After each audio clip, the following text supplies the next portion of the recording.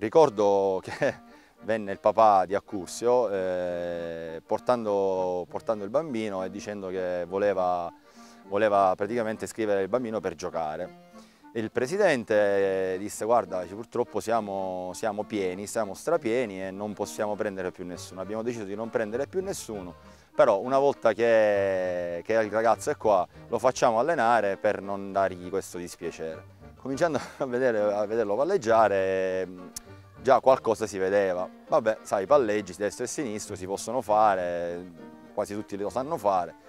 Quando cominciamo a fare i tiri in porta, la ginnastica e le partitine, ho notato che questo ragazzo già da piccolino si vedeva che era già abbastanza promettente. Andai subito dal presidente dicendogli subito: vieni qua, guarda questo ragazzo che come palleggia, come gioca, come calciava già a destra e a sinistro da piccolino, e gli dissi subito: vieni qua, aiutami, guardalo subito perché dobbiamo vedere vedi che è bravo, è veramente bravo. Il presidente, guardando questo ragazzo giocare, disse: assolutamente bravissimo. Allora, appena viene il padre, diciamo che lo vado a prendere io a casa e lo porto qua, non ci sono dubbi su questo. I sacrifici li facciamo perché si è visto subito che era un ragazzo già promettente. Quando venne il padre alle 5 a prenderlo, l'abbiamo accolto a braccia aperte e abbiamo detto: tuo figlio è già tesserato con la scuola calcio Cronion.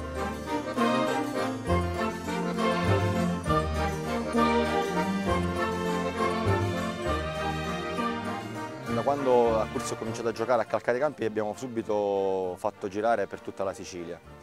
Girava, abbiamo fatto provini per moltissime società, in primis l'Inter, perché Accursio era già stato opzionato dall'Inter. Ricordo che ad Alcamo, giusto, c'erano circa 150 ragazzi e in una partita che fece ha toccato 4 palloni, proprio 4 di conto, e ha preso 2 traverse e ha fatto 2 gol. E da quel momento in poi lì è esploso tutto. Accursio, qualsiasi cosa io gli dicevo: Accursio, oggi giocami a terzino, fai il terzino destro.